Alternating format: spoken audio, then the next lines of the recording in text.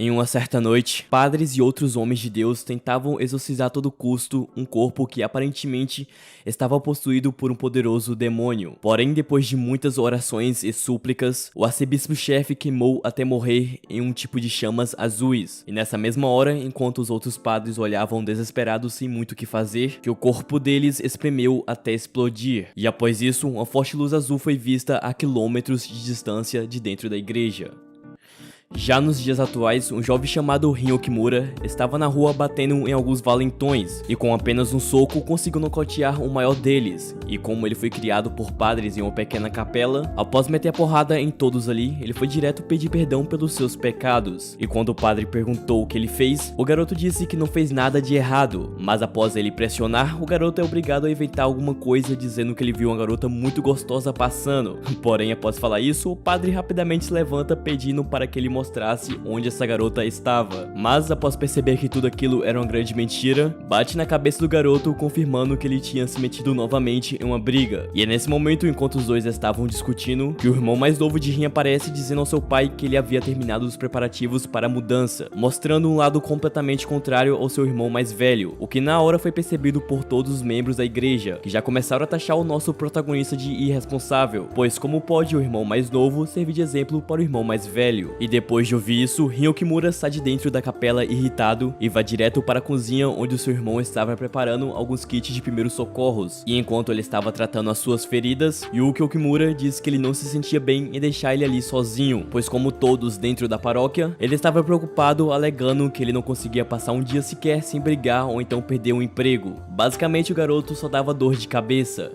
E antes que Rin pudesse dizer alguma coisa, os outros membros da paróquia entram na cozinha, dizendo que uma loja chamada Crossmall estava procurando novos funcionários. E como o garoto tinha acabado de perder o seu emprego, ele rapidamente veste um terno e vai correndo para o lugar marcado. E após chegar lá, ele é chamado para uma entrevista, mas como aquele emprego requeria uma função de empilhador, ninguém aceitou a oferta a não ser o nosso protagonista, que precisava urgentemente de dinheiro. Então por esse motivo, naquele mesmo dia, ele foi chamado para começar a empilhar alguns produtos. Porém, depois de alguns minutos, os outros funcionários começaram a perceber que o nosso protagonista era muito forte, mas o que ele tinha de força, ele tinha também de desastrado, já que todas as vezes que ele tentava empilhar alguma caixa, terminava em um grande desastre. Então ali depois de algumas horas trabalhando, Rin estava passando pela cozinha até que ele viu um macarrão queimando em uma das chapas, e por isso ele decidiu fritar e servir algumas porções para as pessoas que estavam ali, o que na verdade foi um grande sucesso, já que devido às suas habilidades na cozinha, mais e mais clientes foram sendo atraídos até o lugar ficar completamente lotado. E quando a dona do estabelecimento viu que o garoto era bom na cozinha, decidiu contratar ele para aquela mesma função. E já no outro dia, enquanto Rin estava indo para o seu novo emprego, ele acaba batendo de frente com a garotinha, chorando porque alguma criatura misteriosa roubou o seu cachecol. E quando Rin ouviu aquilo, pensou que era alguma brincadeira de criança, mas quando ele viu essa mesma criatura bizarra correndo com o cachecol, seguiu ela o mais rápido possível. Porém, por algum motivo, essa mesma criatura entra na loja que ele trabalhava e destrói tudo lá de dentro. E quando a sua patroa perguntou por que ele tinha feito aquilo, já que ninguém ali tinha visto algum tipo de criatura sobrenatural, o nosso protagonista, muito assustado, tentou contar a sua versão da história, mas em vão, já que nesse mesmo dia ele acabou sendo despedido do seu novo emprego. Então, muito triste e decepcionado consigo mesmo, Rin retorna para casa se sentindo mais uma vez um grande inútil. Porém, assim que ele chegou lá, acabou encontrando aquela mesma garotinha junto com seu pai, pedindo conselhos para os membros da sua paróquia. E quando ele se aproximou para ver o que estava acontecendo, descobriu que toda aquela coisa de criatura mágica correndo por aí não era coisa da sua cabeça, o que fez o garoto ficar um pouco menos triste com isso, pois para ele era melhor perder o emprego do que ignorar uma pessoa que estava precisando de sua ajuda. No outro dia, assim que o nosso protagonista acordou, ele abre a janela e percebe que alguma coisa lá fora estava muito errada,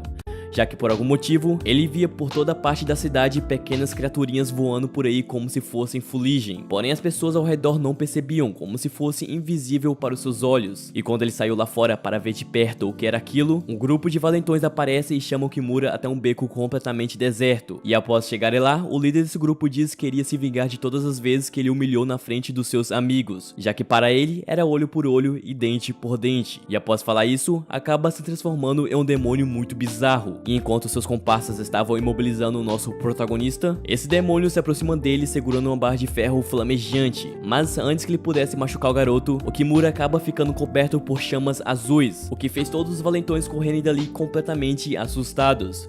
Menos esse demônio, que quando viu aquilo, diz que como pensou, aquelas chamas azuis são a prova de que ele era um descendente de Satã, e logo depois se curva diante dele dizendo que o seu nome era Adoroth, e como seu fiel servo, os dois deviam retornar direto ao inferno. Porém, é nessa mesma hora que ele é interrompido pelo arcebispo-chefe, conjurando uma reza milenar que exorcizou o demônio em poucos segundos. E quando o nosso protagonista perguntou o que estava acontecendo, o arcebispo responde que ele era filho do Lorde Demônio, e por esse motivo, outros demônios viriam atrás dele para lhe servir ou então atacar. Após algum tempo fugindo desses demônios, o nosso protagonista conseguiu chegar à sua igreja com segurança, onde a mesma estava protegida por barreiras triplamente reforçadas de magia espiritual. E sendo assim, o arcebispo levou o nosso protagonista até um porão e deu para ele uma espada mágica, que na sua ideia seria capaz de despertar os seus poderes de demônio. Porém, enquanto ele estava falando isso, Adoroth invade a igreja dirigindo um caminhão e ataca todos os padres que estavam ali. Mas depois de uma dura batalha, o arcebispo-chefe consegue derrotar e o exorcizar pela segunda vez. Porém, é nesse momento que Satã acaba possuindo seu corpo,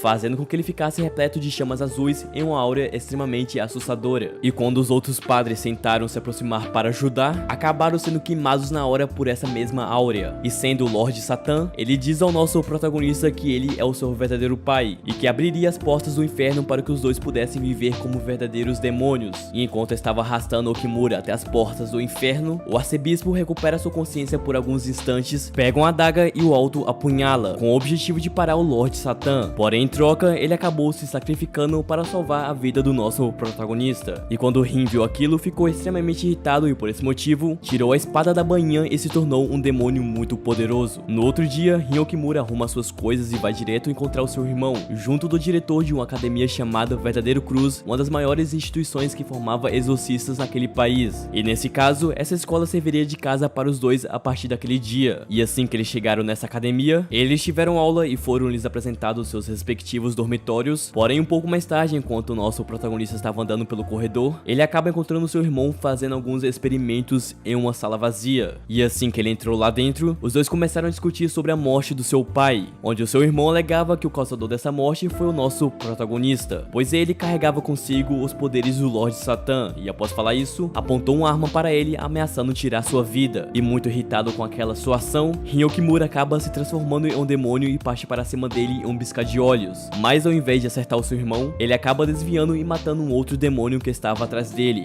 E após isso, o nosso protagonista diz ao seu irmão que ele poderia lhe chamar do que quisesse, mas nunca, em hipótese alguma, era para ele apontar uma arma de novo para sua única família. No outro dia, Rin Kimura acaba saindo para um trabalho de exorcismo junto com Yuko, e após chegarem num lugar específico, eles acabaram encontrando uma garotinha cuidando do seu jardim. E quando o nosso protagonista se aproximou para abrir o portão de sua casa, ele foi surpreendido por uma barreira antidemônio. Porém, o seu poder era tanto que ele acabou quebrando o portão na hora. E quando a garotinha viu aquilo, tentou correr chamando ele de demônio. Mas é nessa mesma hora que o seu irmão aparece e pede para que ela não se preocupasse, pois os dois estavam ali apenas para lhe ajudar. E logo após falar isso, ele analisa as pernas da garota e percebe que estava repleta de raízes. E então ele diz que aquilo era obra de um demônio não muito poderoso, porém perigoso o suficiente para destruir a alma da garota.